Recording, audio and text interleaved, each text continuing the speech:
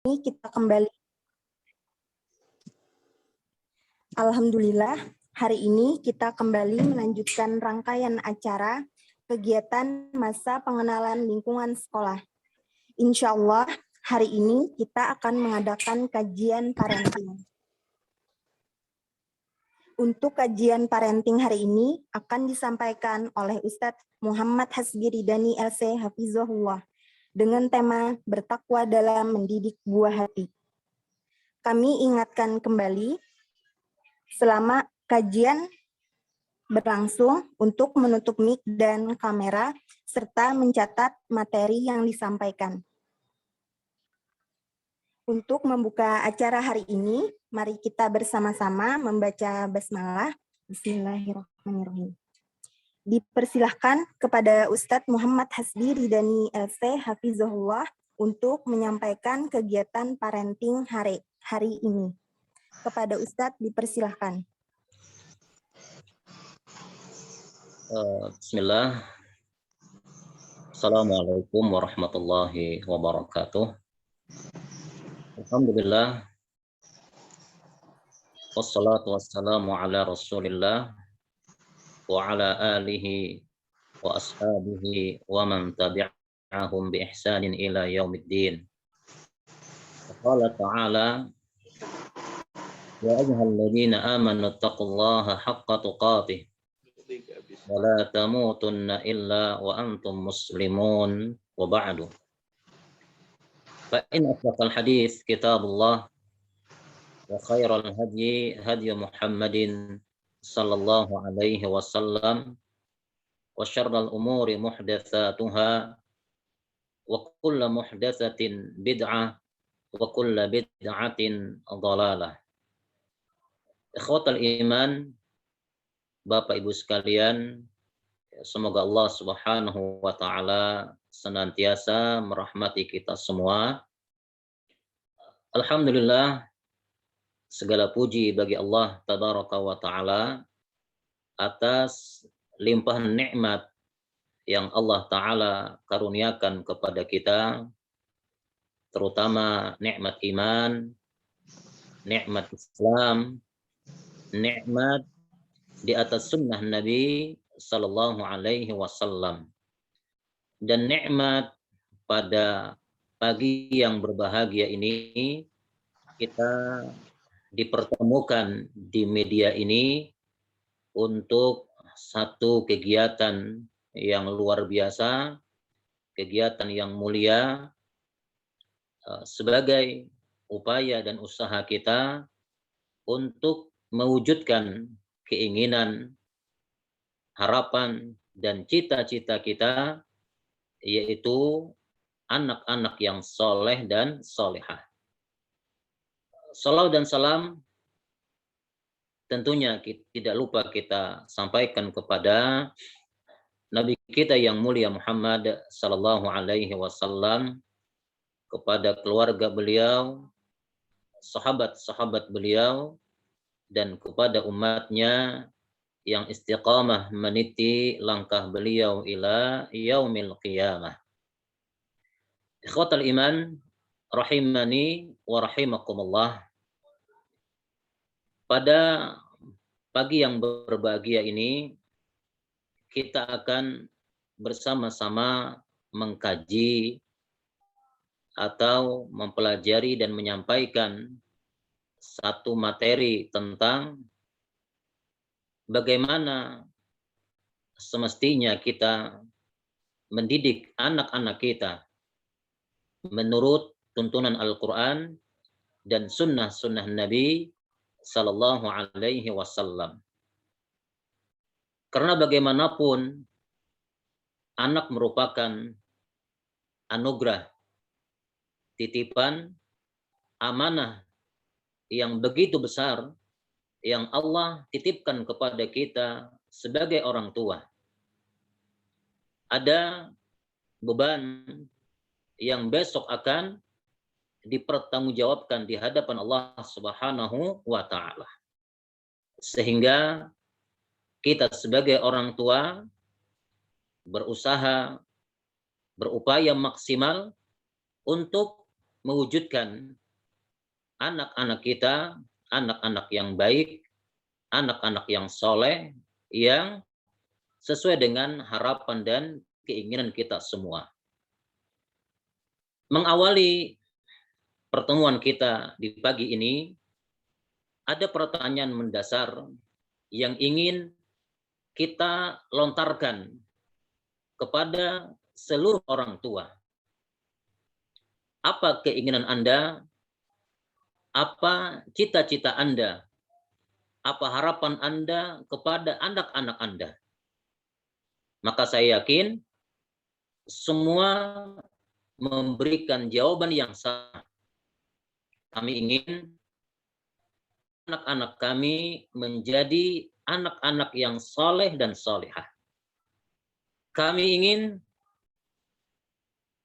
anak-anak kami menjadi penyejuk hati kami, penyejuk jiwa kami, dan kita juga akan memberikan jawaban.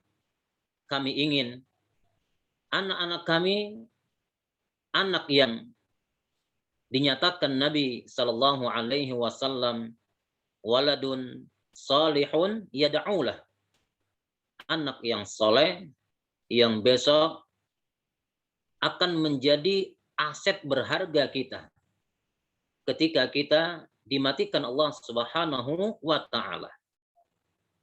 Zuriat yang solehah yang kita tinggalkan, yang dengannya dia akan mendoakan kita,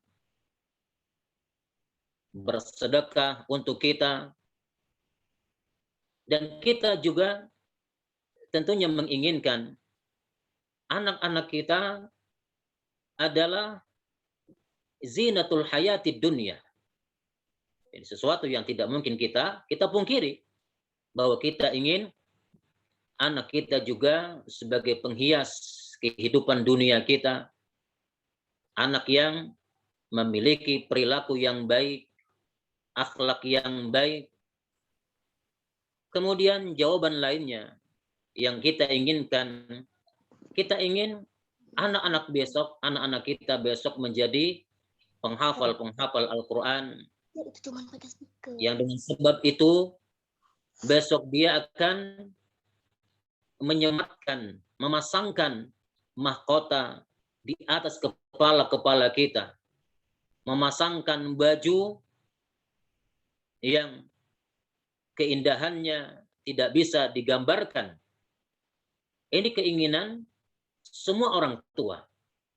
Bahkan wal'iyadzubillah, sebejat apapun, maaf saya katakan, seburuk apapun orang tua, maka fitrahnya, nalurinya pasti menginginkan anaknya lebih baik darinya. Maka setelah kita mengetahui jawaban dari pertanyaan tentang apa yang kita inginkan dari anak kita, maka pertanyaan yang kedua, apakah harapan-harapan tersebut hanya akan kita dapatkan dengan berdoa, dengan berkeinginan kita saja? Jawabannya tidak. Namun kita sebagai orang tua dituntut untuk bekerja keras, berusaha maksimal bagaimana mewujudkan cita-cita tersebut. Karena ada sebagian orang hari ini ketika ditanya harapan Anda dengan anak-anak Anda, maka dia akan berikan jawaban seperti jawaban yang kita sampaikan tadi. Namun dia abai dengan keinginan yang dia inginkan. Maka kita katakan mustahil dia akan mendapatkan itu. Sebagaimana wasiat Al-Imam Asy-Syafi'i rahimahullahu ta'ala ketika beliau menyindir seseorang yang menginginkan kebahagiaan, kebaikan dunia, kebaikan akhirat, namun tidak mengupayakan jalan untuk mendapatkan kebaikan tersebut. Beliau mengatakan rahimahullahu ta'ala, tarjun najata wa lam tasluk masalikaha. Kata beliau rahimahullahu taala, Anda menginginkan kebahagiaan, Anda menginginkan kebaikan untuk anak-anak Anda. Anda menginginkan kesolehan anak-anak Anda. Walam tasluk masalikaha. Namun Anda tidak menempuh sebabnya, tidak menempuh jalannya, tidak menempuh caranya. Maka kita pastikan tidak mungkin dia akan mendapatkan apa yang dia inginkan tersebut. Sebagaimana beliau rahimahullah ta'ala mengatakan lanjutannya, inna safinata la tajri 'alal yabas. Sesungguhnya safinah, sesungguhnya bahtera itu, kapal itu tidak akan berlayar di atas daratan. Ikhwatal iman, rahimani wa rahimakumullah, maka dari sini kita katakan bahwa untuk mewujudkan apa yang kita inginkan dan cita-citakan tersebut, itu harus menempuh sebab-sebabnya. Kita harus mengupayakan apa yang kita inginkan. Kita harus bekerja keras untuk mewujudkan, merealisasikan apa yang kita cita-citakan untuk anak-anak kita. Maka ikhwatal iman, kunci dari semua itu, kunci kesuksesan apa yang kita inginkan tersebut itu terpulang kepada kita, terpulang kepada kesolehan kita sebagai orang tua. Sehingga dikatakan bahwa kunci kesolehan anak-anaknya, kebaikan anak-anaknya itu melekat pada kesolehan orang tuanya. Arti bahasanya adalah kalau kita ingin anak-anak kita soleh dan solehah, maka hendaklah kita sebagai orang tua juga mesti menjadi orang yang soleh dan solehah. Itu kuncinya. Ya, berarti bagaimana kita berusaha untuk menjadi orang tua, ayah ibu yang soleh dan solehah. Karena ketika kita mengharapkan kebaikan yang banyak pada anak-anak kita, ketika kita mengharapkan kesolehan pada anak-anak kita, sementara kita tidak melihat kesolehan pada diri kita, maka ini berat ikhwatal iman untuk mewujudkan itu. Walaupun kita katakan bahwa untuk menjadi orang soleh yang sempurna ini sangatlah berat. Namun paling tidak kita berusaha untuk menjadi orang yang baik, menjadi orang yang soleh. Al-Imam Ibnu Hajar Al-Asqalani rahimahullahu ta'ala berkata ketika mendefinisikan kata soleh. Apa sih soleh itu? Orang tua soleh seperti apa yang diinginkan? Maka beliau mengatakan soleh itu artinya adalah al-qaimu bima yajibu alaihi min huquqillahi ta'ala wa huquqi ibadih.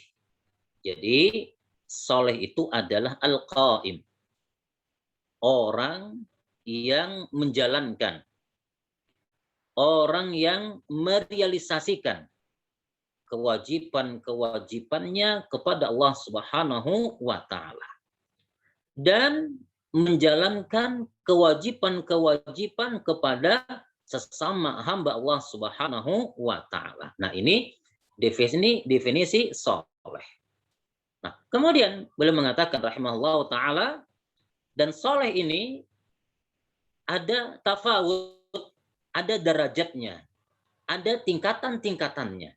Saya katakan tadi, untuk menjadikan kita orang yang soleh 100% ini berat.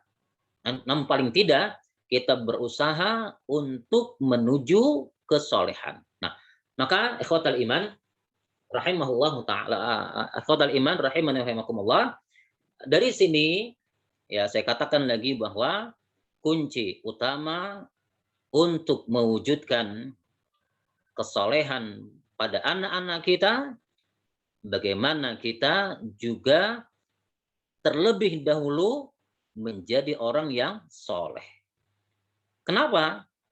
Ternyata ikhwatal iman, Al-Quran dan hadis-hadis Nabi Sallallahu Alaihi Wasallam telah menjelaskan kepada kita bahwasanya kesolehan orang tua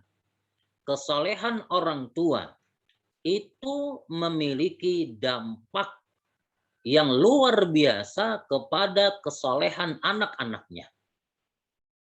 Kesolehan orang tua itu akan berdampak kepada penjagaan Allah Subhanahu wa taala kepada dzurriyyatnya, kepada hartanya, kepada keberkahan ilmu anak-anaknya, kepada kemudahan anak-anaknya untuk melakukan amal soleh.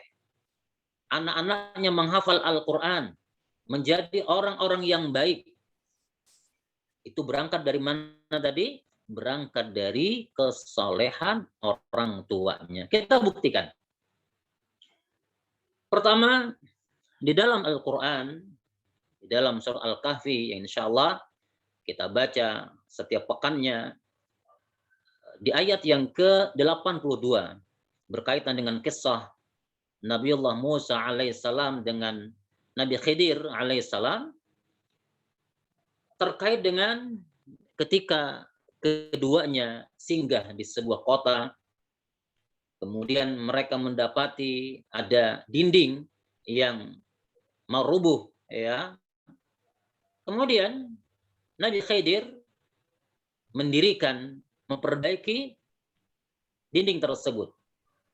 Kemudian dia berkata, Allah Subhanahu wa taala berfirman, wa ammal jidaru fakana li ghulamaini yatimaini fil Madinah wa kana tahtahu kanzun lahuma wa kana abuhuma salihah. Lihat di sini. Jadi kata Allah Subhanahu wa taala, wa ammal jidar, adapun dinding itu, fakana li ghulamaini yatimaini fil Madinah. Jadi dinding itu kata Allah Subhanahu wa taala, ini pernyataan Khidir ya, itu milik dua anak yatim yang berada di kota itu. Ya, dinding itu adalah milik siapa? Dua anak yatim yang berada di kota itu. Wa kana tahtahu kanzun lahuma. Lihat di sini, dan di bawah dinding itu terdapat kanzun, terdapat harta simpanan bagi keduanya. Lihat, Allah simpan, Allah sembunyikan. Kemudian Allah mengatakan di ujung ayat, wa kana abuhuma sholihah. Ini lihat. Dan ayah dari keduanya adalah orang yang soleh. Al-Imam Ibnu Katsir rahimahullahu taala ketika menafsirkan ayat yang mulia ini beliau berkata, wa fihi dalilun ala anna ar-rajula as-saliha yuhfazu fi dzurriyyati. Pertama, lihat. Kata Al-Imam Ibnu Katsir rahimahullahu taala bahwa sesungguhnya orang yang soleh ya, dengan tingkatan-tingkatannya tadi, yuhfadhu fi dzurriyyati, maka Allah Subhanahu wa taala akan menjaga keturunannya. Lihat, ini dampak yang sangat luar biasa, berangkat dari kesolehan orang tuanya, maka dzurriyyatnya, keturunannya dijaga Allah Subhanahu wa taala. Hartanya dijaga Allah Subhanahu wa taala. Kemudian selanjutnya, wa tashmalu barakatu ibadatihi lahum bi syafaati. Selanjutnya kata Imam Ibnu Katsir rahimahullahu taala, bi syafaati, dengan sebab syafaat orang yang saleh tadi, ya, maka ibadahnya, keberkahan ibadahnya itu menular, ya, kepada siapa? Kepada anak-anaknya. Lihat, Ikhwatal iman, rahimani wa rahimakumullah, hartanya dijaga Allah Subhanahu wa taala. Kemudian keberkahan ibadah yang dilakukan orang yang soleh tadi itu akan tertransfer barakahnya kepada anak-anaknya. Makanya salafun saleh, pendahulu kita, ya, orang-orang saleh sebelum kita berkata, wahai anakku, aku perbagus salatku. Mereka berkata seperti ini, aku perbagus salatku dengan harapan engkau akan mendapatkan kebaikannya. Lihat, aku perbagus salatku dengan harapan engkau mendapat kebaikannya. Ini menunjukkan bahwa keberkahan ibadah orang-orang soleh itu akan berdampak kepada anak-anaknya. Kemudian contoh lainnya, ya, bahwa keberkahan orang-orang soleh, orang tua yang soleh itu sangat berdampak kepada anak-anaknya di dunia ataupun besok di akhirat. Di dalam surat At-Tur ayat yang ke-21 Allah Ta'ala berfirman, walladzina amanu wattaba'athum dzurriyyatuhum biimanin alhaqna bihim dzurriyyatahum. Lihat. Artinya apa? Walladzina amanu, dan orang-orang yang beriman. Kemudian wattaba'athum dzurriyyatuhum biimanin, dan dzurriyyatnya, keturunannya, anak-anaknya mengikutinya, ay mengikuti siapa? Keimanan orang tuanya, ya, biimanin. Maka apa kata Allah Subhanahu wa taala? Kami akan himpunkan mereka dengan zuriat mereka besok di surga Allah Subhanahu wa taala. Nah, ketika para ulama menafsirkan ayat yang mulia ini, bahkan terkadang walaupun amal soleh, zuriatnya, keturunannya tidak sebanding dengan kesolehan orang tuanya, namun Allah Subhanahu wa taala dengan sebab kesolehan orang tuanya tadi itu mampu mengangkat derajat zuriatnya sehingga mereka dikumpulkan Allah Subhanahu wa taala di dalam surganya. Nah, ikhwatal iman, ya Bapak Ibu sekalian, para orang tua, dari dua ayat yang mulia ini maka tidak syak dan tidak ragu kita mengatakan bahwa kesolehan anak-anak kita itu sangat erat kaitannya dengan kesolehan kita sebagai orang tua. Maka apabila kita ingin anak-anak kita baik, anak-anak kita soleh dan soleha, maka hendaklah kita terlebih dahulu sebagai orang tua menjadi orang yang baik. Ikhwatal iman, rahimani wa rahimakumullah. Sehingga dengan kesolehan orang tua, ya, maka ketika dia mendidik anak-anaknya, saya ulangi, dengan kesolehan orang tua, maka ketika dia mendidik anak-anaknya, maka di dalam pendidikan anak-anaknya tersebut, dia pasti akan merujuk kepada tuntunan Al-Quran dan sunnah-sunnah Nabi Sallallahu Alaihi Wasallam.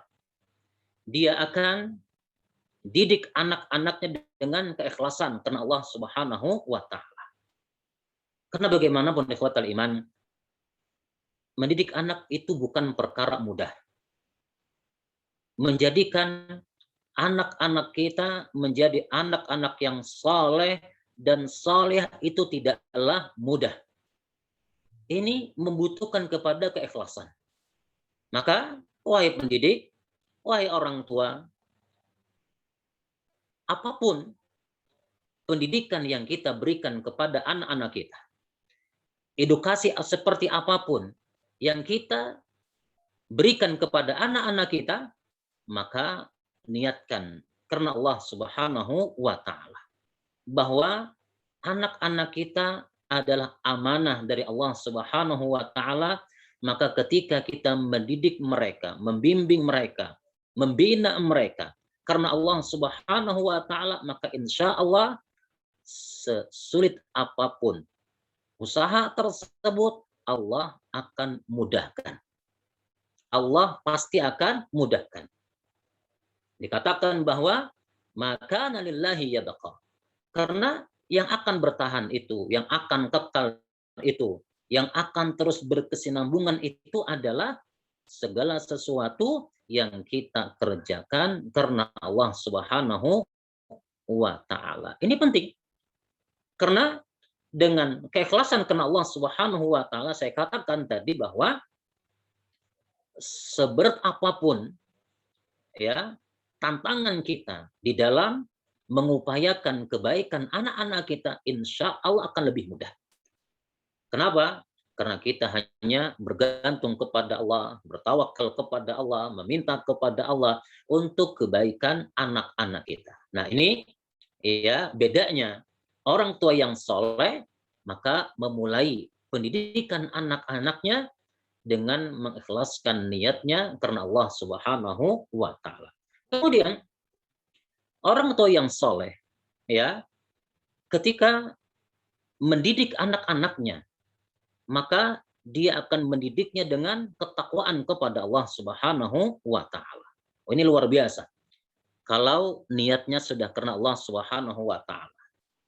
Yang kedua, dia didik, dia bina anak-anaknya dengan ketakwaan, ya. Karena Allah Subhanahu wa taala, maka ini hasilnya pun akan luar biasa. Bagaimana seorang orang tua itu betul-betul mengarahkan, mendidik, membina, ya, memerintahkan, melarang anak-anaknya semua kembali kepada tuntunan Al-Quran dan sunnah-sunnah Nabi Sallallahu Alaihi Wasallam. Karena siapapun yang bertakwa kepada Allah Subhanahu wa taala, wa may yattaqillah ya yaj'al lahu makhraja. Barang siapa yang bertakwa kepada Allah dalam mendidik anak-anaknya, maka dipastikan bahwa Allah Subhanahu wa taala akan memberikan jalan keluar ya kepadanya bagaimana mendidik anak-anaknya dengan baik. Dia akan ajarkan anak-anaknya tentang bagaimana sholat. Dia akan ajarkan anak-anaknya semenjak dini untuk membaca Al-Quran, mempelajari Al-Quran. Nah, ini penting, karena terkadang hari ini ada sebagian orang tua yang menginginkan anaknya sholat berjamaah misal. Nak, ya sholat berjamaah, nak, ya sholat ke masjid. Nah, sementara dia sebagai orang tua tidak memberikan contoh yang baik kepada anak-anaknya. Dia perintahkan anaknya ke masjid, sementara bapaknya justru sholat di rumah. Atau mungkin bapaknya merintahkan anaknya sholat, sementara bapaknya tidak sholat. Maka hal seperti ini, ikhwatal iman, akan sangat membekas di kepala anak-anak kita. Nah, ini kalau bapak nyuruh saya sholat, nyuruh saya ke masjid, sementara bapak di rumah. Bahkan terkadang tidak sholat. Nah, sementara orang tua yang soleh, yang mengedepankan ketakwaan dalam mendidik anak-anaknya, maka dia akan berusaha untuk memberikan contoh yang baik, qudwah yang baik, ya, pun dengan ibu misalnya. Ibu yang solehah, yang paham dengan aturan agamanya, maka dia akan semenjak dini mengajarkan kepada anak-anaknya tentang batasan aurat, ya, bagaimana berbusana ketika keluar rumah. Itu sudah diajarkan semenjak dini. Bagaimana mungkin sang anak akan mengikuti perintah ibunya misal, nak, nanti kalau keluar rumah jangan tabarruj misalnya, ya, tutup aurat, yang ditampakkan. Nak, kalau keluar rumah jangan berwangi-wangi, itu tidak boleh. Tetapi sang ibu justru melanggar apa yang dia perintahkan kepada anak-anaknya. Sang ibu misal ketika keluar rumah, dia bertabarruj, wal'iyadzubillah. Dia berwangi-wangian, bahkan dia tampakkan auratnya. Saya masih ingat akan sebuah cerita yang saya hadapi langsung hari itu, mungkin 10 tahun yang silam, ya. Ketika hari itu saya dengan istri membawa putri saya yang masih kecil, ya, yang masih kecil, kami udah biasa karena semenjak kecil ketika diajak keluar itu udah mengenakan kerudung, ya, paling tidak menanamkan kepada mereka seperti inilah seharusnya. Nah, sampai kami ketemu dengan seorang wanita yang membawa putrinya juga. Sang ibu tidak mengenakan kerudung, hanya mengenakan kaos ketat, kemudian mengenakan levis, ya. Kemudian dia berkata kepada kami, saya ingin putri saya seperti putri Bapak, kerudungan, ya. Saya kemudian saat itu apa namanya terlintas di benak saya, lah ini ibu punya keinginan anaknya mengenakan busana muslimah, busana syariah. Nah, sementara ibunya sendiri dia tampakkan auratnya, dia tampakkan rambutnya, dia tampakkan lekuk tubuhnya. Nah, ini tidak nyambung ikhwatal iman. Nah, maka orang tua yang soleh dia akan bagaimana membangun pendidikan anak-anaknya di atas ketakwaan kepada Allah Subhanahu wa taala. Nah, kemudian ikhwatal iman, ya, problematika hari ini yang banyak berkembang yang kami dapati juga bahwa ketika kami mendapati ada sebagian anak-anak yang susah belajar mengaji misalnya, ya, membaca Al-Qur'annya susah, terbata-bata, kemudian butuh waktu yang panjang. Nah, setelah kita telisik, kita coba cari informasi, oh ternyata, maaf, bapaknya belum bisa ngaji, ibunya belum bisa ngaji. Maka bagaimana mungkin dia akan memberikan pembelajaran yang baik kepada anak-anaknya sementara dia sendiri ya belum bisa melakukan apa yang dia perintahkan kepada anak-anaknya tadi. Maka ini menunjukkan bahwa kesolehan orang tua dia akan didik anak-anaknya di atas ketakwaan kepada Allah Subhanahu wa taala. Kemudian orang tua yang soleh ya dia akan bersabar dan tabah di dalam mendidik anak-anaknya. Saya katakan di awal tadi bahwa mendidik anak bukan perkara yang gampang. Ini butuh perjuangan yang sangat luar biasa. Mendidik anak untuk menjadi baik itu tidak semudah kita membalikkan telapak tangan kita, tapi menghajatkan kepada perjuangan yang luar biasa. Maka ini diperlukan kesabaran. Diperlukan apa? Kesabaran. Nah, lebih-lebih hari ini misalnya kita diuji dengan pandemi yang hampir 2 tahun ya masih mendera negeri tercinta ini. Ya sehingga pembelajaran tidak bisa dilakukan dengan tatap muka yang mengharuskan pembelajaran di rumah bersama orang tuanya. Nah, ini diperlukan kesabaran tingkat tinggi. Ya, pembelajaran dengan daring, guru-guru yang memberikan tugas, kemudian dengan tugas itu orang tuanya yang harus mengawasi, mengontrol anak-anaknya. Ini butuh kesabaran. Ya, karena kami mendapati bahwa tidak sedikit orang tua yang tidak sabar akhirnya menyalahkan sekolah, orang tua yang tidak sabar karena mungkin banyaknya pekerjaan di rumah ditambah dengan pekerjaan baru pembelajaran anak-anaknya maka mencak-mencak ikhwatal iman untuk meraih apa yang kita perlukan itu butuh perjuangan dan perjuangan itu perlu kesabaran. Dan saya juga ingin sampaikan di kesempatan yang baik ini bahwa saya sering sampaikan dalam setiap kesempatan, dalam banyak kesempatan bahwa sekolah itu adalah partner kita di dalam mendidik anak-anak kita. Ini yang mesti kita pahami. Ya, khususnya jenjang-jenjang yang memang tidak boarding. ya, seperti TK, ya, SD, yang memang tidak nginep di sekolah tersebut. Nah, maka saya ingin sampaikan bahwa sekolah dalam hal ini adalah partner kita. Kita menjadikan sekolah sebagai tim kita untuk mendidik anak-anak kita. Tapi ingat, partner kita dalam hal ini hanya memiliki durasi yang sangat pendek. Katakan dari jam 8 sampai jam 11. Dari jam 8 sampai jam 2 misalnya. Nah, berarti durasi yang pendek ini, ya, ini betul-betul partner kita. Di sekolah disampaikan tentang bagaimana akhlak yang mulia, ya, bagaimana tata cara makan sesuai dengan sunnah Nabi Sallallahu Alaihi Wasallam, bagaimana membaca Al-Quran yang baik, itu disampaikan kerangkanya di sekolah. Nah, selanjutnya durasi yang panjang di mana? Di rumah kita. Nah, sehingga di sini orang tua yang memiliki peran yang lebih besar untuk pendidikan anak-anaknya. Makanya saya ingin sampaikan pula bahwa jangan sampai rumah kita itu sebatas tempat tinggal mereka. Tapi bagaimana kita jadikan rumah kita juga sebagai sekolah bagi mereka. Kemudian bagaimana kita berupaya, kita sebagai orang tua ketika berada di rumah, bukan sekedar memberi makan, memberi pakaian, tetapi bagaimana kita bisa menjadi guru bagi mereka.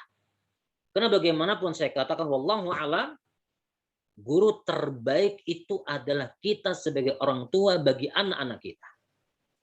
Sekolah terbaik untuk anak-anak kita adalah rumah kita. Maka apabila kita bisa menciptakan dua hal ini, kita sebagai guru bagi mereka, rumah kita sebagai sekolahan bagi mereka, insya Allah ini akan terjadi tim yang kuat, ya, kolaborasi yang sangat bagus. Kita sebagai orang tua, sekolah sebagai partner kita, maka insya Allah dengan kesabaran, ya, dengan durasi yang cukup panjang, maka insya Allah kita akan mendapatkan apa yang kita inginkan.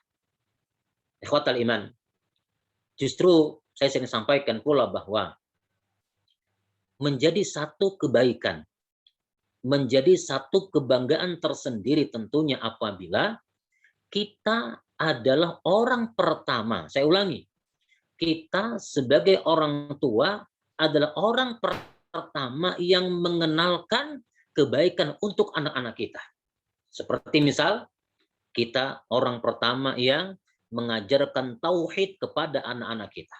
Kita orang pertama yang mengajarkan Al-Quran kepada anak-anak kita. Kita orang pertama yang mengajarkan akhlak kepada anak-anak kita. Sekolah itu partner kita. Ustadz partner kita. Nah, maka ayo jadikan poin yang pertama ini sebagai upaya utama untuk menjadikan anak-anak kita soleh dan solehah. Karena kalau tidak seperti itu, ikhwatal iman, ini berat. Apalagi kalau kita hanya bergantung kepada sekolah. Yang penting kita antar anak kita sekolah, kita bayar SPP-nya, kita bayar keperluannya, sudah. Saya katakan ini keliru.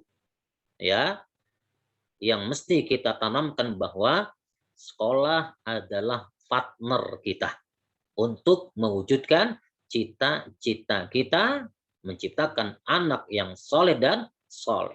Kemudian ikhwatal iman, orang tua yang soleh, maka di dalam mendidik anak-anaknya, tentunya dia akan bangun di atas ilmu yang benar, di atas ilmu yang sahih, ya, sehingga dengan ilmu yang benar tadi dia akan mampu mengajarkan, mentransfer ilmunya kepada anak-anaknya.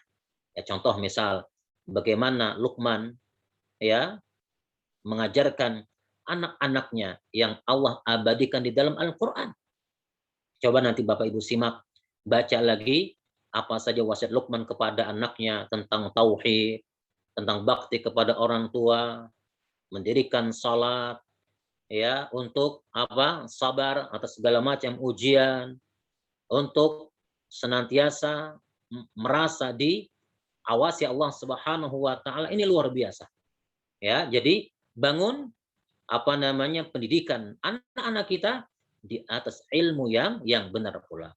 Terakhir, karena waktu kita sudah 9.40 terakhir, masih banyak sebetulnya yang ingin saya paparkan, tapi karena waktu kita terakhir, dari semua yang kita sampaikan tadi, ya kita punya cita-cita, kita punya keinginan, kita sudah katakan berusaha menjadi orang tua yang soleh, kemudian mendidik anak-anak kita dengan keikhlasan, dengan ketakwaan, dengan kesabaran, dengan kasih sayang, ya, dengan qudwah yang baik, dengan ilmu. Terakhir, yang tidak boleh kita lupakan adalah doa kita kepada Allah Subhanahu wa taala.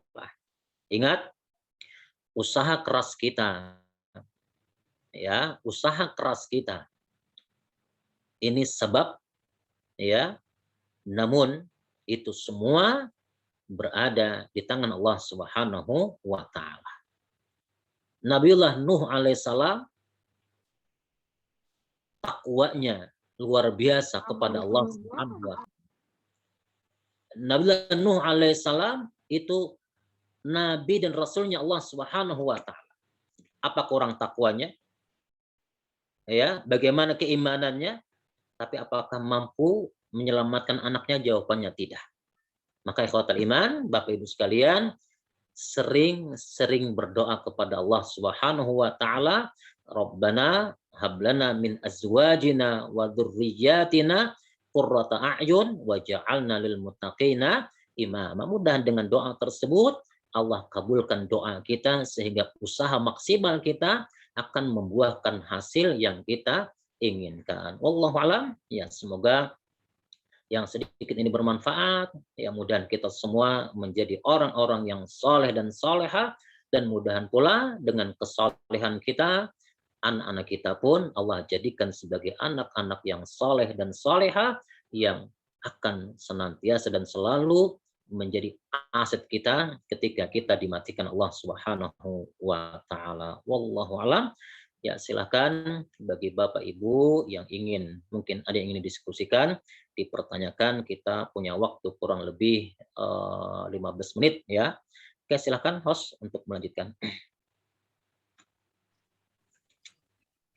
Jazakallahu khairan kepada Ustadz Muhammad Hasbi Ridani LC Hafizahullah yang telah menyampaikan kajian pada hari ini. Sekarang kita memasuki sesi tanya jawab.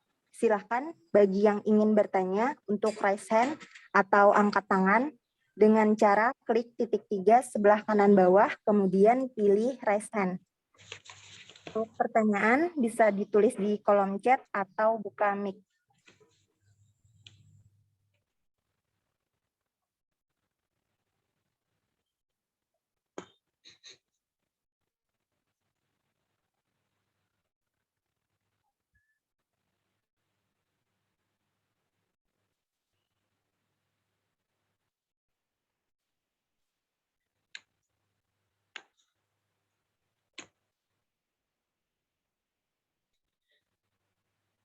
Baik, sembari mungkin menunggu kalau ada yang bertanya, ya saya ingin tambahkan lagi ya bahwa di antara keinginan besar kita tadi adalah menciptakan, mewujudkan anak yang soleh dan solehah. Ini cita-cita kita semua. Maka bangunlah usaha tersebut semenjak dini. Ya, semenjak dini kita sudah mulai arahkan anak-anak kita untuk ya menjadi orang yang soleh dan soleha. Semenjak dini kita ajarkan ya sholat, kita kenalkan ya huruf hijaiyah, kita sudah mulai kenalkan bagaimana cara membaca Al-Quran, kita coba arahkan mereka untuk menghafal Al-Quran pelan-pelan ya, dengan penuh kesabaran, dengan tulus, ya mudahan dengan cara seperti itu semenjak dini anak-anak kita sudah terbiasa dengan hal tersebut. Ya, ajarkan mereka sholat yang benar, wudhu yang benar, ajarkan tauhid yang benar kepada anak-anak kita. Ini penting. Ya, saya katakan tadi bagaimana kita berusaha untuk Ya kita adalah orang pertama yang menjadi pendidik bagi mereka setelah guru-guru mereka. Ya silakan.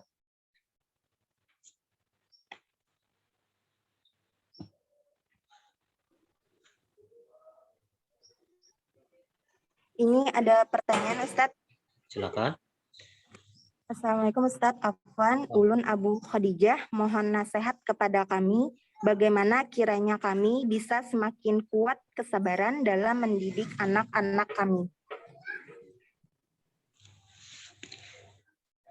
Baik, ikhwatal iman, rahimani wa rahimakumullah. Hasil yang besar, ya, anak yang soleh dan solehah, ini merupakan aset terindah, nikmat terbesar yang kita inginkan semua.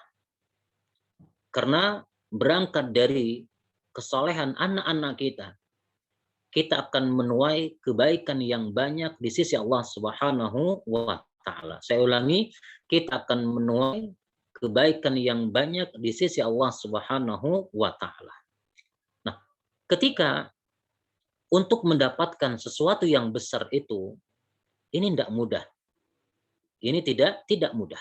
Sangat berat saya katakan tadi. Ya, bahkan teramat sangat berat.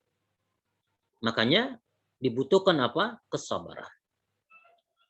Dan yang namanya kesabaran, saya terus ingatkan bahwa tidak ada batasnya. Sehingga bagaimanapun keadaan anak-anak kita dituntut untuk bersabar, ya, karena kita ingin meraih kebaikan yang besar di sisi Allah Subhanahu wa taala. Kita ilustrasikan misal, ketika hari ini, ya misal saya ilustrasikan dengan dunia kita misal. Ya, hari ini orang untuk kebutuhan dunianya, katakan dia ingin premium, ngisi motornya, ya ngisi motornya dengan bensin ya. Hari ini kita dapati hampir semua SPBU itu antri. Kadang 4 jam, kadang setengah jam, kadang sampai 1 jam. Nah, untuk urusan dunia, kata-kata urusan dunia, untuk pekerjaan kita, untuk dunia kita, terkadang kita rela antri, desak-desakan, panas-panasan, bahkan mungkin hujan. Ini untuk dunia. Kita rela untuk itu, kita sabar. Yang penting saya dapat. Maka tentunya untuk kebaikan akhirat kita, kebaikan yang besar ini, kita harusnya lebih sabar lagi. Ya, kemudian tadi saya katakan terus berdoa kepada Allah, minta pertolongan kepada Allah Subhanahu wa taala karena ini amal yang sangat besar, ya, sehingga mudah dengan pertolongan Allah maka itu menjadi mudah. Dan ibu juga ya baca bagaimana perjuangan kita ya di dalam upaya mereka mewujudkan kesalahan anak-anak mereka, itu bukan perkara kecil. Ya, ketika hari itu kita dihebohkan, masya Allah, tabarakallah, dengan anak, ya, saya lupa namanya siapa, dengan usia yang sangat relatif muda, dia sudah menjadi hafizul Quran dengan hafalan yang itqan, yang hafalan yang mutqin.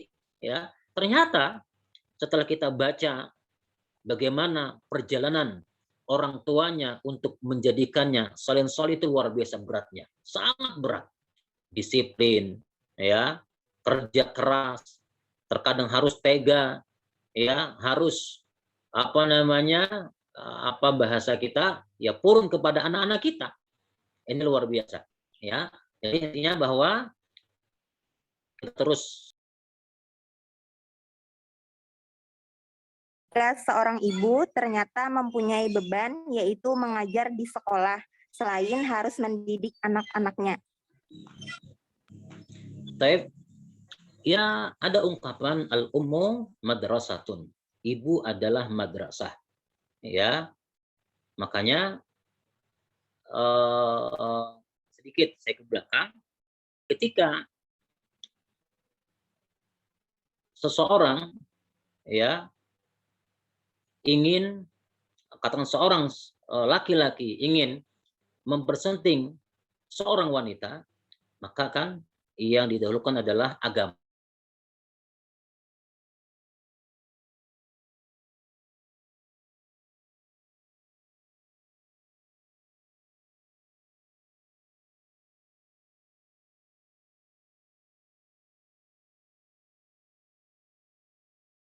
Masa itu konsentrasi seorang wanita, konsentrasi seorang ibu adalah memberikan pendidikan terbaik kepada anak-anaknya.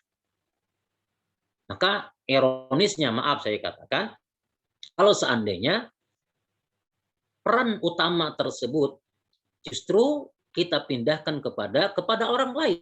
Maaf, dengan alasan tadi mungkin ya urusan pekerjaan, urusan dunia. Maka kalaupun itu sudah terjadi, ya bagaimana ibu ini ya berusaha untuk membagi waktunya.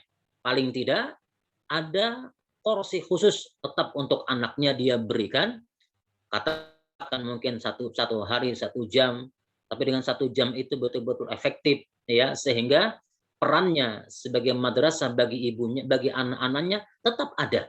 Karena tadi saya katakan ada, maaf ya, ada seorang ibu yang pagi sudah kerja, anaknya dititip kepada orang lain, ya malam baru pulang, malam pulang udah capek tidur, besok kerja lagi. Maka ini kita katakan musibah besar. Maka tidak heran, maaf saya katakan, ketika kita melihat adanya kerusakan pada anak-anak muda pada hari ini, karena tidak adanya atau gagalnya peran penting utama orang tuanya kepada anak-anaknya.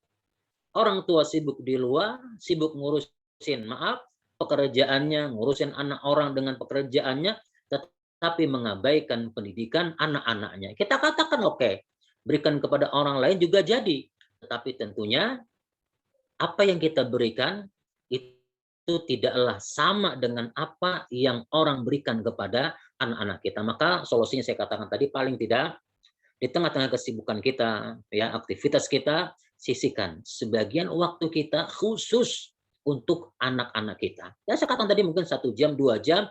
Yang 1 jam, 2 jam ini tidak boleh diganggu dengan kepentingan-kepentingan yang lainnya. Sehingga anak-anak kita juga merasakan perhatian kita sebagai orang tua. Ya, saya tidak ingin ada seorang ibu yang betul-betul menelantarkan pendidikan putra-putrinya hanya disebabkan sangat tidak etis, sangat-sangat tidak baik. Ya, maka saya katakan tadi, kita juga tidak mungkin mengabaikan kewajiban kita dengan luar yang memang kita bekerja di situ. Tapi paling tidak solusi yang paling baik adalah sisihkan waktu dalam 1 hari, berapa durasinya untuk anak kita. Yang satu waktu itu tidak boleh diganggu untuk kepentingan-kepentingan yang lain, kecuali hanya untuk kepentingan anak-anak kita. Kemudian dengan cara seperti itu, kita masih punya peran sebagai al-ummu madrasatun, yang ini akan kita pertanggungjawabkan di hadapan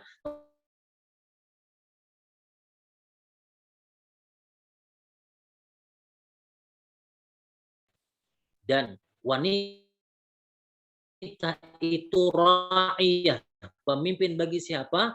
Bagi rumah suaminya. Nah, sehingga besok antunna, wahai para ummahat, juga akan ditanya oleh Allah Subhanahu wa taala. Semoga Allah Subhanahu wa taala mudahkan urusan ummahat yang memang memiliki pekerjaan di luar, sehingga tetap bisa menyisihkan waktu terbaiknya untuk anak-anaknya atau buah hatinya. Wallahu a'lam. Baik, Ustaz. Selanjutnya dipersilahkan kepada Ustazah Nisa yang ingin bertanya untuk membuka mic. Bismillah, Assalamualaikum Ustaz.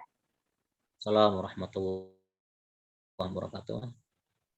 Di sini Ulun ingin bertanya, apakah tanggung jawab dalam mendidik anak hanya kepada seorang ibu saja, sehingga menjadikan seorang bapak tidak merasa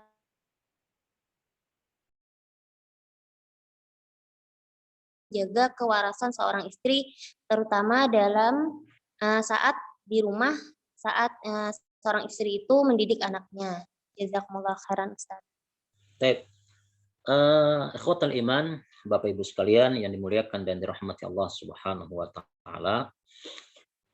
Ya, saya katakan tadi dengan hadis Nabi Sallallahu alaihi wasallam dan dengan ungkapan yang disampaikan penanya sebelumnya tadi, ya al-ummu madrasatun, kemudian wal mar'atu ra'iyatun fi baiti zauji wa waldiha, ya bahwasanya wanita itu adalah ra'iyah, pemimpin, penanggung jawab bagi rumah dan anak-anak suaminya. Maka dari sini secara umum ya kita katakan wallahu alam, pertama pendidikan tersebut dibebankan kepada ibu, ya. Nah, namun demikian tentunya suami istri yang baik, saya katakan maaf, suami istri yang baik mestinya menjadi tim, ya. Bagaimana sebuah tugas itu ya dibangun bersama, kerjasama bersama, sehingga akan menghasilkan hasil yang baik. Ya, walaupun kita katakan terkadang ada yang memilah-milih pekerjaan. Saya sebagai suami, tugas saya adalah nyari nafkah untuk rumah, kepentingan dapur, kepentingan anak sekolah. Ini juga satu sisi tidak bisa kita salahkan. Tetapi sebuah kesalahan, ya kalau seandainya dengan pengotakan tersebut seorang bapak justru tidak mempedulikan sama sekali akan pendidikan anak-anak, ini keliru. Ini sebuah kekeliruan. Justru saya katakan ketika terjadi kolaborasi yang baik, terbangun tim yang solid, ya bapaknya oke, ibunya oke, maka insya Allah hasilnya pun akan sangat memuaskan. Ya kalaupun misal tidak terlibat langsung dalam pendidikan putra-putrinya, paling tidak ada support penuh, ya, memberikan fasilitasnya, paling tidak sang ayah menanyakan bagaimana pendidikan anak-anakku hari ini, bagaimana prestasinya, paling tidak seperti itu. Karena ada saya katakan maaf saya katakan, ada bapak yang memang abai, bahkan sangat tidak peduli ya tentang pendidikan anak-anaknya, yang bisa kita katakan masa bodoh. Ya mau dia mau hafal, enggak hafal, enggak sekolah, ini keliru saya katakan. Jadi yang kita inginkan apa? Justru hendaklah suami istri ini menjadi satu tim yang solid untuk kesolehan putra-putrinya. Kalau itu yang terjadi itu indah. Ya, terkadang bapaknya yang menyimak hafalan Quran anak-anaknya, terkadang bapaknya yang menceritakan tentang sirah nabawiyah kepada putra-putri. Ini luar biasa. Ya. Jadi ini penting. Saya justru himbau ini ya bagaimana Bapak Ibu bisa bekerja sama ya untuk menghasilkan hasil yang luar biasa, yang lebih baik ya ketimbang ketika hanya dipegang oleh satu saja. Jadi saya berwasiat kepada bapak-bapak, yuk bantu istri-istri kita ya untuk ikut andil di dalam pendidikan anak-anak kita. Walaupun mungkin porsinya tidak sebesar istri-istri kita ya. Dan tadi saya katakan ya kalaupun kita mungkin tidak sempat maksimal, paling tidak support ya, sekedar menanyakan ya, sekedar melihat bagaimana perkembangan hafal anak-anak kita. Sesekali saya katakan tadi menyimak hafalan anak kita, yuk hari ini Bapak yang nyimak, yuk hari ini Bapak yang menjaga hafalannya. Ini luar biasa.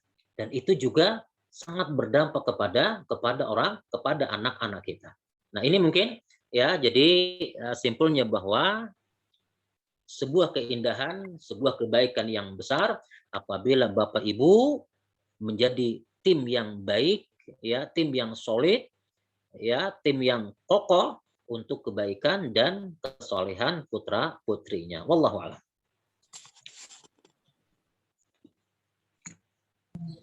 Nah, Saya tambah sedikit ya, sedikit saya tambahkan. Jadi kalau melihat misal dengan Nabi Sallallahu Alaihi Wasallam misalnya, ya, Nabi dengan istri-istri beliau itu terlibat dalam urusan rumah tangga. Ya, kata Nabi Sallallahu Alaihi Wasallam, terkadang aku yang menjahit sendalku, ya, terkadang aku yang ikut membersihkan ini. Ini menunjukkan bahwa Nabi Sallallahu Alaihi Wasallam tidak memilah-milih dalam urusan pekerjaan. Kalau memang sebagai seorang suami kita bisa membantu istri kita meringankan beban mereka, kenapa tidak? Ya, termasuk dalam urusan pendidikan anak-anak kita. Ya paling tidak saya katakan kita sebagai orang tua, sebagai bapak, sempatkan untuk mengajak putra-putra kita ke masjid, ya, ngajak untuk mendengarkan kajian, walaupun tetap dengan bimbingan. Ini menunjukkan bahwa Bapak juga punya peran. Wallahu a'lam. Ya, silakan kalau masih ada. Afwan Ustadz, Ya, silakan. mengingat masih ada beberapa pertanyaan yang masuk, bolehkah ditambah waktunya Ustadz untuk pertanyaan? Silakan. Nah Ustadz.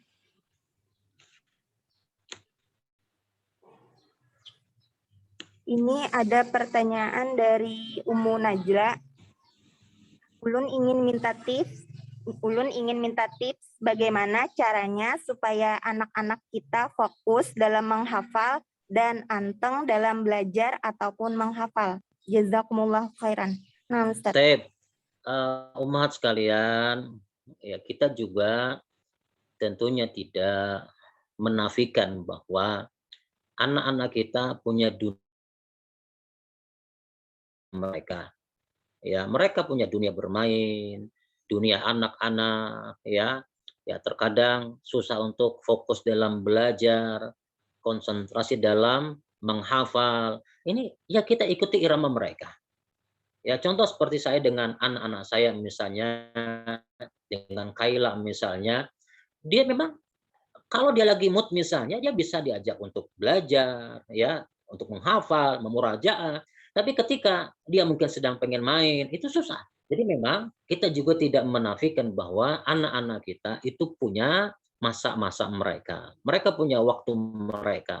Mereka juga pengen bermain, menghabiskan ya usia mereka, bukan maksudnya memanfaatkan waktu mereka untuk santai, untuk bermain dengan kakak-kakaknya. Jadi kita mungkin dalam hal ini yang harus betul-betul paham tentang timing yuk baca. Ini timing yang kita lihat. Ya, sambil pelan-pelan kita memberikan pemahaman kepada anak-anak kita lebih-lebih usia 4 tahun, 5 tahun. Ya memang mereka usia bermain. Kita tidak bisa pungkiri itu. Yang kita mungkin pada hari itu, ya saya katakan, kita malah jauh dari Al-Quran. Kita sibuk dengan apa? Dengan permainan kita. Alhamdulillah hari ini, dengan keilmuan yang kita dapatkan, kita bisa semenjak dini mengasah kemampuan anak-anak kita. Tinggal saya katakan tadi, cari timing yang pas, kapan anak-anak kita ini bisa diajak untuk murajaah, kapan untuk bisa menambah hafalan mereka, kapan duduk untuk belajar, ini timing yang pas. Ya, kemudian juga kita tidak masalah kita berikan mereka seperti janji memberikan hadiah. Nah, nanti kalau dapat satu surah hafalannya dikasih hadiah, tidak apa-apa, boleh. Ini untuk memotivasi anak-anak kita. Tidak ada masalah. Ya, sebagaimana ini yang dilakukan para ulama terdahulu. Ya, jadi tidak ada masalah. Ya, tadi kita berikan tip tadi misalnya, ya nak, kalau besok bisa membaca ini, mak kasih permen. Makasih hadiah. Kalau sudah jus-jusan hafalannya, kalau jus 30 hafal, dikasih misalnya kasih baju baru, buku bercerita tentang sirah misalnya. Tidak apa-apa, ini tip lainnya. Jadi timing yang pas, kita memotivasi dengan memberikan hadiah. Ya tentunya ini tidak harus termotivasi dengan hadiah. Sesekali sih boleh, tidak masalah. Atau nanti, nah kalau berhasil baca ini nanti kita makan keluar misalnya, tidak masalah. Karena memang anak-anak kita dunia seperti itu. Nah, atau terkadang tidak masalah pula kita ikut dengan dunia mereka. Artinya seperti kita lihat di media ya, ada edukasi dengan cara sambil bermain dengan mereka, ya tidak masalah. Ya tiga saya katakan tadi, bagaimana kita pinter-pinter kita memanage waktu kita, timing kita, kemudian moodnya anak-anak kita, dan tetap kuncinya adalah kesabaran, keikhlasan, kasih sayang, ya, dan jangan untuk maunya kita tadi mereka kita bentak-bentak, kita marah-marahan itu malah tidak bagus. Ya nanti asarnya, dampaknya malah tidak baik. Dan terus tetap berdoa kepada Allah Subhanahu wa taala. Wallahu a'lam. Nah, Ustaz, Selanjutnya ada pertanyaan dari Ummu Kaila. Ustadz izin bertanya, sebagaimana manusia tentu saja kita sebagai orang tua masih banyak kekurangan. Apa yang kita sampaikan atau kita perintahkan kepada anak-anak. Bagaimana cara kita menyampaikan kepada anak ketika mereka menjawab, Bapak atau Ibu juga nggak hafal Quran, misalnya, agar anak bisa menerima penjelasan kita. Nah, Ustaz. Ini tantangan bagi kita. Ya, ini tantangan bagi saya dengan anak-anak saya, Bapak Ibu dengan anak-anak Bapak Ibu sekalian. Ini tantangan bagi kita. Ya, karena seiring waktu anak-anak kita semakin cerdas, terkadang mereka juga bisa memberikan jawaban atas perintah kita. Ini sesuatu yang tidak bisa kita pungkiri. Memberikan qudwah yang baik kepada mereka. Ya, tadi misal kita setiap hari yang bapak-bapaknya menjaga sholat 5 waktu. Ini qudwah bagi mereka sudah. Ini poin penting bagi kita. Ya, kemudian sesekali ketika ke masjid anak-anak kita berikan uang, nak nanti ini uang 5.000 nanti untuk sedekah ya. Nah, kita sudah ajarkan sejak dini kepada anak-anak kita. Ya, kemudian juga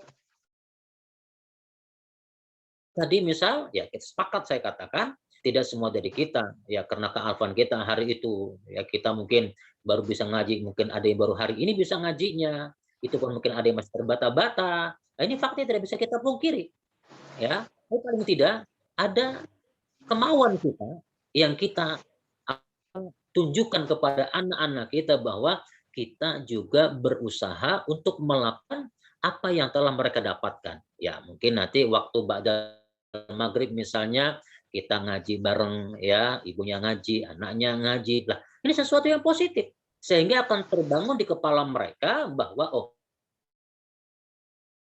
maka saya sering katakan bahwa kepada ummahat, kepada Bapak Ibu sekalian, tidak ada kata terlambat untuk belajar, tidak ada kata terlambat untuk menghafal, tidak ada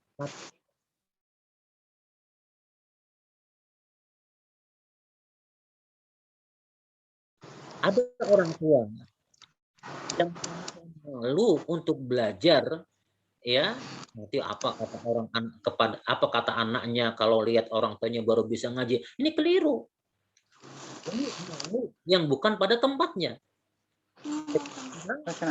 Saya sering kawan-kawan jamaah kita di sini, ayo Bapak Ibu ngaji, yuk belajar menghafal, kita mulai dari Al-Ikhlas, dari An-Nas, Al-Falaq, terus ke atas pelan-pelan enggak apa-apa.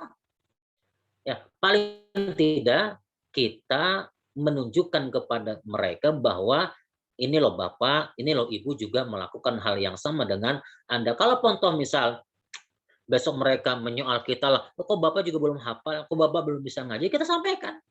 Ya mungkin hari itu susah nyari guru misalnya, ya lah pintar-pintar kita ngomong dengan anak kita. Yang penting ketika kita ngomong itu kita juga berusaha untuk memperbaiki diri kita. Karena saya dapati masih banyak di antara wali anak didik kita, orang tua anak didik kita yang terbata-bata dalam membaca Al-Qur'an. Sementara anaknya alhamdulillah ada yang sudah hafal 1 juz, 2 juz, 3 juz. Nah, sementara bapak ibunya itu ngajinya masih belepotan, ini PR besar. Ya, justru sebuah kesalahan besar ketika Anda tetap merasa nyaman, dengan ketidakmampuan Anda tersebut. Ya, maka tidak keliru ketika satu hari nanti anak kita justru akan membalikkan perintah kita lah. Ibu aja enggak bisa ngaji, ibu aja belum hafal Quran misalnya. Nah, jadi pesan saya sebagaimana itu pula yang saya contohkan kepada anak-anak walaupun kita belum hafal Quran paling tidak ya kita berusaha untuk itu. Kita tampakkan kepada mereka kita ngaji, tampakkan kepada mereka kita juga memuraja hafalan Quran kita, tampakkan kepada mereka bahwa kita juga ingin baik sebagaimana kita ingin anak-anak kita baik. Ya, yang penting apa tadi Bapak Ibu sekalian, tidak ada kata terlambat untuk menjadi orang baik. Tidak ada kata terlambat bagi kita yang ingin mengaji, mempelajari Al-Quran. Ini cerita menarik, ya. dalam 1 pekan atau 2 pekan yang lewat, saya kedatangan tamu, ya. Dia bercerita tentang bapak ini cerita tentang keadaan istrinya. Ya, kata Ustadz, istri saya dulu memang tidak bisa ngaji. Ya, saya ajarin ngaji, ngambekan, ditegur ngambek. Wah, ini hati ibu-ibu ya. Jadi ada ibu-ibu yang belajar ngaji dengan bapak, dengan suaminya ditegur ngambek. Nah, ini akhirnya tidak bisa sama sekali. Nah, ketika anaknya itu justru anaknya mondok, ya sekolah di sekolah-sekolah kita yang memang basicnya Al-Quran, itu keteteran. Ketika diperintah untuk ngejaga hafalan anaknya, murajaah dia bingung. Anaknya udah lewat sampai kemana, ibunya masih cari. Ini halaman berapa? Nah, ini persoalan. Ya, ini problematika yang sering kita hadapi pada hari ini bahwa ketidakmampuan orang tua untuk memberikan contoh yang baik kepada anak-anaknya. Saya sepakat bahwa tidak ada di antara kita yang sempurna, tapi paling tidak kita berusaha memberikan contoh kepada mereka bahwa kita juga ingin baik sebagaimana anak-anak kita inginkan baik pada atau kebaikan pada mereka. Jadi pesan saya tadi, yuk belajar, ya jangan malu untuk belajar, lebih-lebih hari ini ada media terbuka sangat lebar, masya Allah, tabarakallah, ada halaqah belajar tajwid ya secara online, ada belajar membaca, ada sudah hafalan, ini luar biasa. Ayo tinggal Bapak Ibu sisihkan sedikit waktunya untuk itu. Nah, kalau semua berpikir bahwa saya sibuk, saya mencari duit, saya bekerja, ya sudah, ya maka urusan kita akan selesai sampai di situ. Wallahu a'lam.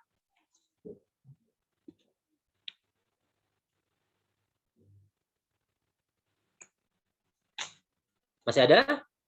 Nah, Ustadz, masih ada beberapa pertanyaan lagi. Selanjutnya ada dari Ummu Hanifah.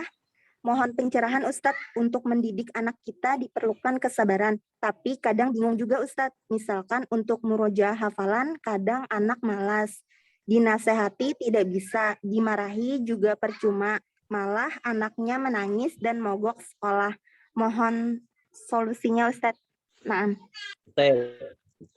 Ya, ini persoalan kita semua. Ya, persoalan kami dengan anak-anak kami juga, persoalan kita dengan anak-anak kita.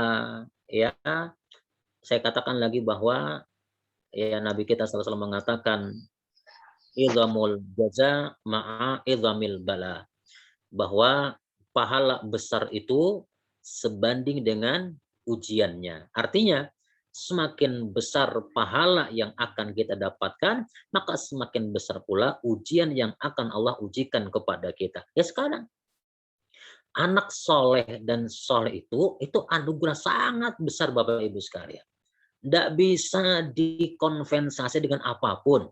Tidak bisa dinilai dengan uang apapun, tidak bisa.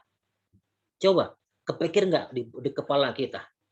Ya, dengan sebab kita, anak-anak kita menjadi soleh dan soleha, kita akan menuai semua kebaikan-kebaikannya. Coba, ini luar biasa. Nabi kita mengatakan, inna atyaba ma akala rajul inna ma atyaba ma akala rajul min kasbi wal waladu min kasbi. Lihat, sesungguhnya makanan yang paling baik itu adalah makanan yang dihasilkan sendiri. Dan ingat, wal waladu min kasbi, dan anak itu adalah hasil jerih payahnya. Lihat.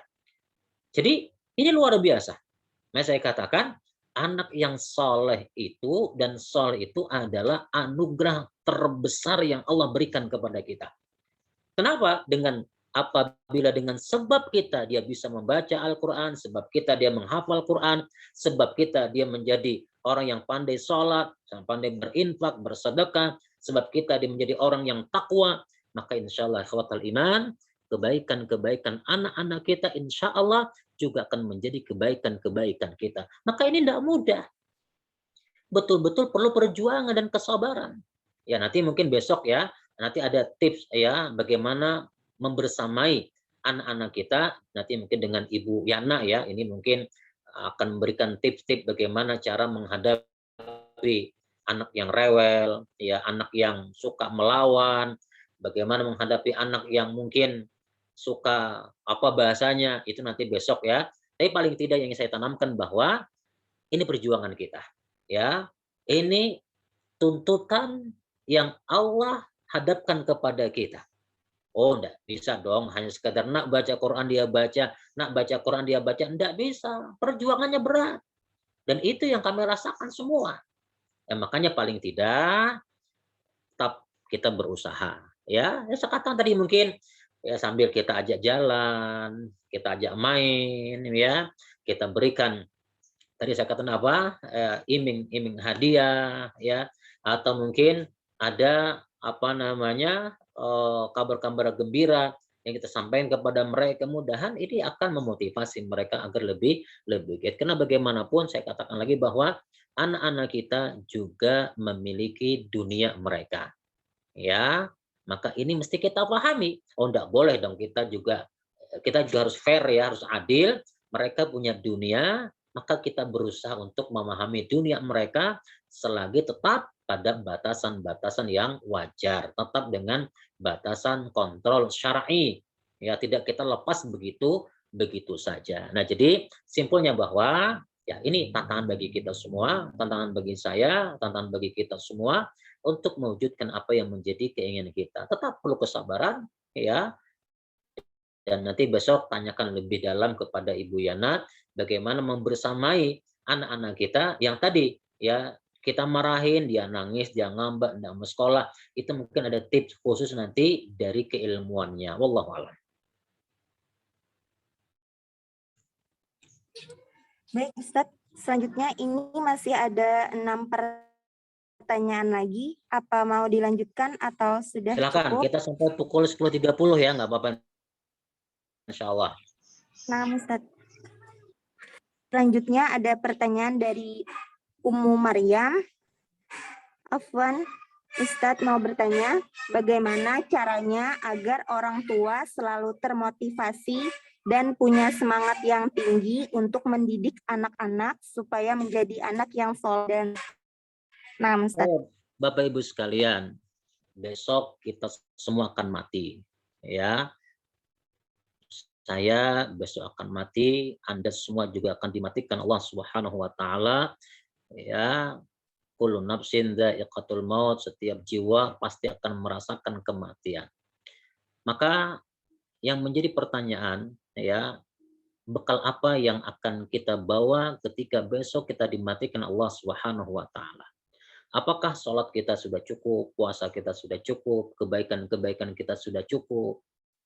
Ya, ini pertanyaan yang mesti kita terus tanyakan kepada diri kita.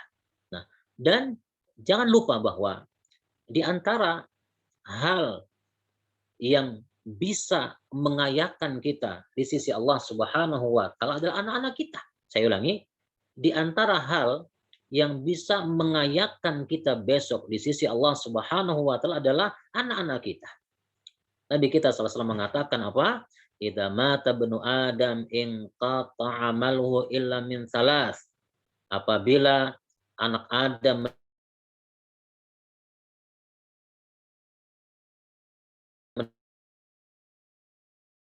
meninggal dunia, maka terputus.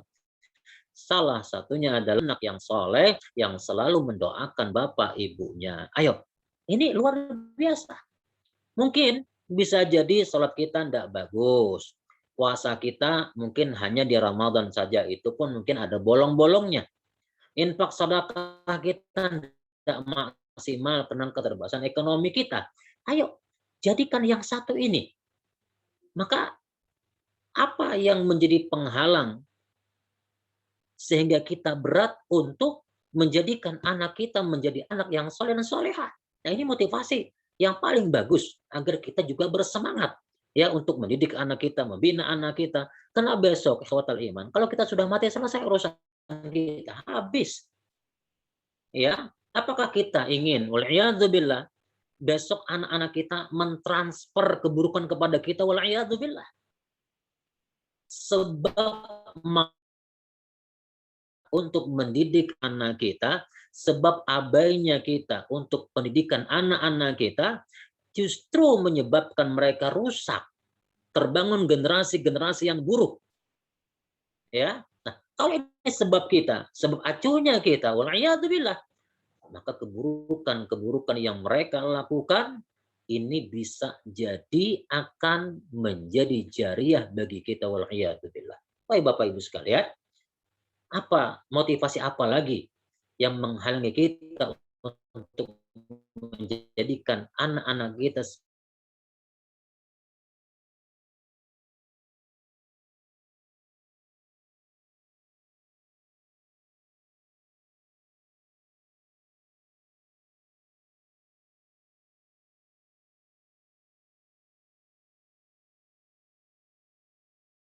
Subhanahu wa Ta'ala itu bagaimana? Sampaikan kepada mereka bahwa yang menciptakan kita, menciptakan langit dan bumi dan apa yang ada di dunia, yang ada di antara kami itu dan Allah. Ayo sampaikan kepada mereka. Karena apa harapannya? Harapannya adalah agar kita orang yang memiliki andil di dalam kesolehan kebaikan anak-anak kita. Ya, wal'iyadzubillah, kita tidak ingin besok tentunya ketika kita dimatikan Allah Subhanahu wa Ta'ala, anak kita tidak bisa mendoakan kita. Wal'iyadzubillah, ketika besok kita dimatikan Allah Subhanahu wa Ta'ala, anak kita tidak bisa mensolatkan kita. Ini musibah besar. Bahkan saya besok kalau bapak mati, kau yang mensolatkan, engkau yang memandikan, itu. Ya, itu yang kita inginkan. Agar besok kita ketika dimatikan Allah tersenyum di hadapan Allah Subhanahu wa Ta'ala. Kenapa? Kita punya anak. Pahalanya terus mengalir, kebaikan terus mengalir, dan syukur-syukur besok mudahan anak-anak kita dengan kesolehannya, dengan Al-Quran yang ada di kepalanya, Al-Quran dihafalkannya, itu menjadi hijab kita dengan neraka Allah Subhanahu wa Ta'ala. Ayo, Bapak Ibu sekalian, ya, ini menjadi motivasi bagi saya dan kalian semua, antum semua, untuk kita berusaha untuk mendidik anak-anak kita. Capek iya, letih iya, perjuangan iya.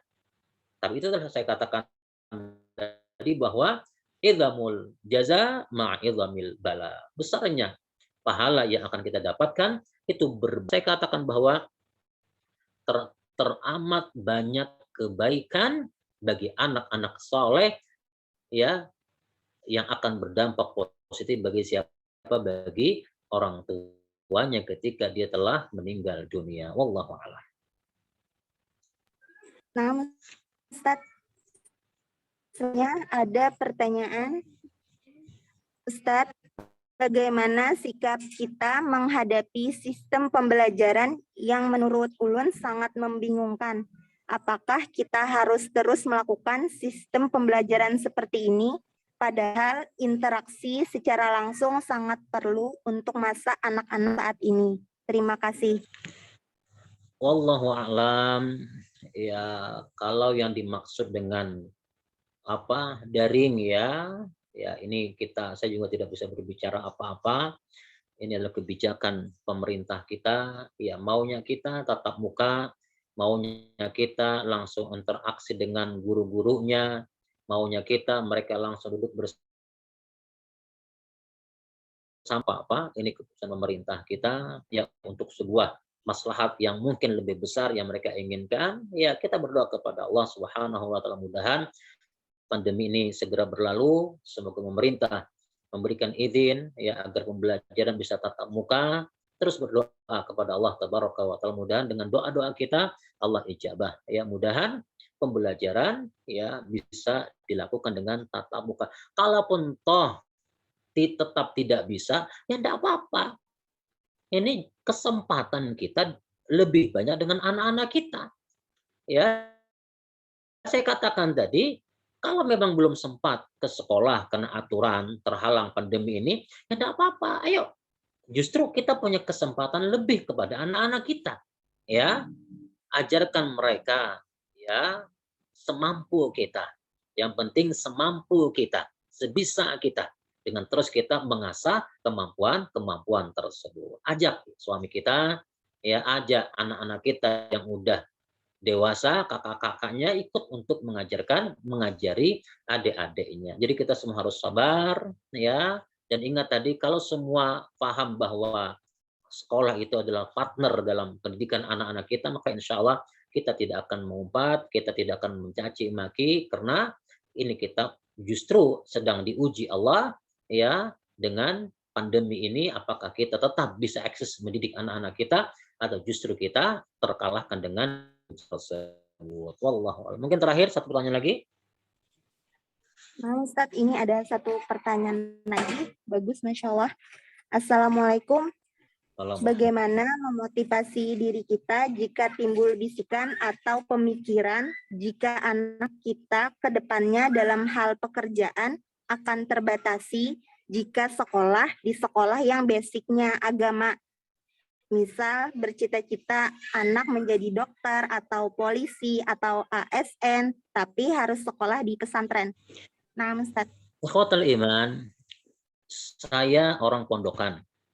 Ya, saya mondok ya di berbagai macam pondok pesantren, dan alhamdulillah hari ini saya bisa memberikan materi ini. Ini contoh real ya, bahwasanya pondok pesantren itu memberikan pendidikan yang baik kepada anak-anak kita.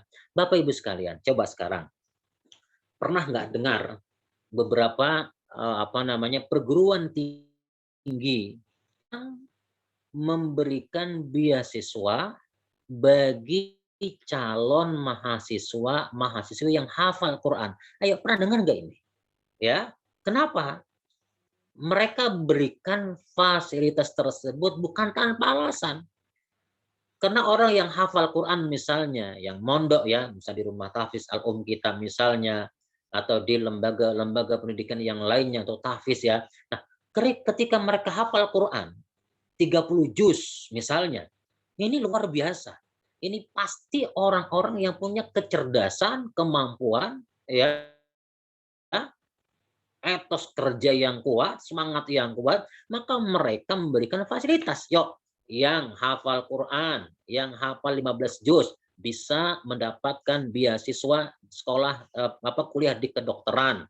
Free sampai selesai. Ayo Bapak Ibu sekalian. Ya. Kenapa kita takut? Semua anak-anak saya, semua pondok pesantren. Yang pertama udah selesai di pondok pesantren, yang kedua sekarang masih mondok. Yang ketiga tahun depan sekolah mondok. Kenapa takut? Ya, ingat, barang siapa yang mendahulukan akhiratnya, itu dunia akan mengikutinya. Dunia akan mengiringi.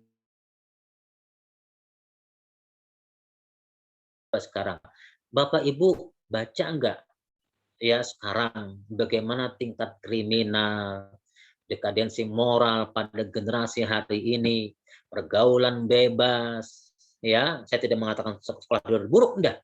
Tapi paling tidak ketika basic agamanya minim, ini berbahaya. Ya, saya orang pondokan, istri saya orang pondokan, anak-anak saya semua disekolahkan pondok semua, saya bangga. Kenapa? Anak saya bisa menghafal Quran. Ada yang 2 juz, ada yang 3 juz, ada yang 14 juz, bahkan sekarang alhamdulillah ada yang 18 juz hafalannya. Saya bangga. Kenapa? Karena ini bekal saya besok ketika saya bisa dimatikan Allah. Dunia ngikut insya Allah Bapak Ibu sekalian. Kenapa kita takut? Ya, apakah kita takut dengan janji Allah Subhanahu wa taala? Apakah kita ragu dengan janji Nabi kita sela-sela? Ya. Bapak Ibu sekalian, bahwa menyekolahkan anak di pondok itu luar biasa. Karena hari ini di pondok pun diajarkan berbagai macam disiplin ilmu.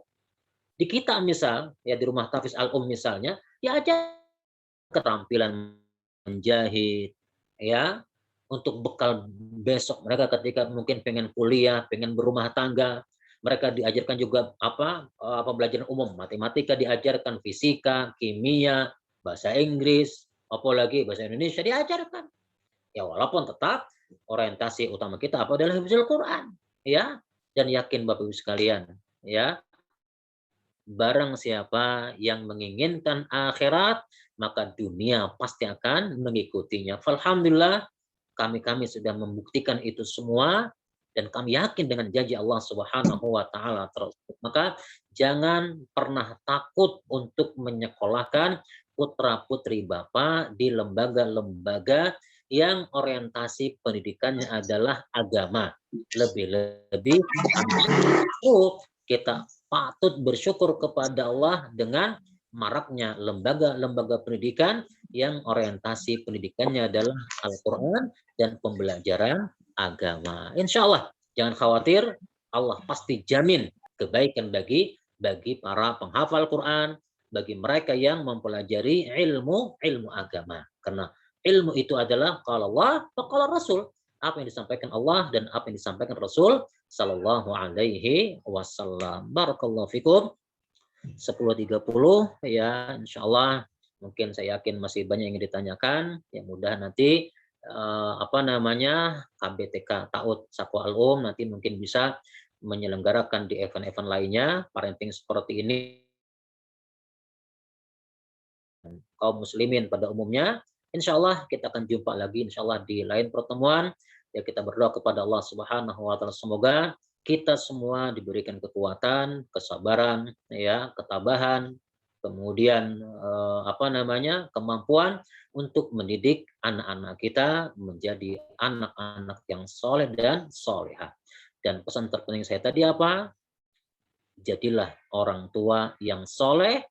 Kemudian dengan kesolehan kita, maka anak-anak kita juga akan menjadi anak-anak yang soleh dan solehah. Segala kekurangan, saya banyak-banyak minta maaf. Semoga Allah Subhanahu wa taala senantiasa menjaga kita, menjaga keluarga kita, dan menjaga anak-anak kita. Barakallahu fikum wa jazakumullahu khairan. Subhanakallah bihamdika. Asyhadu an la ilaha illa anta astaghfiruka wa atubu ilaik. Assalamualaikum warahmatullahi wabarakatuh. Jazakallahu khairan kepada Ustadz Muhammad Hasbi Ridani LC Hafizahullah yang telah menjawab beberapa pertanyaan yang sudah masuk. Mohon maaf bagi pertanyaan yang tidak sempat dijawab oleh Ustadz karena terbatasnya waktu kita. Dari kajian parenting hari ini dapat kita ambil kesimpulan orang tua sebagai majelis pertama, maka orang tua pun harus menjadi soleh terlebih dahulu. Terus berusaha menjadi orang yang bertakwa, diiringi doa yang tulus, ikhlas, tiada henti. Semoga Allah memudahkan kita dalam mendidik anak-anak kita. Semoga Allah memberikan kita keberkahan di hidup kita, di waktu kita, dan keberkahan pada anak-anak kita. Amin, Allahumma amin. Alhamdulillah, dengan berakhirnya sesi tanya-jawab, berakhir juga rangkaian acara kita hari ini. Saya mau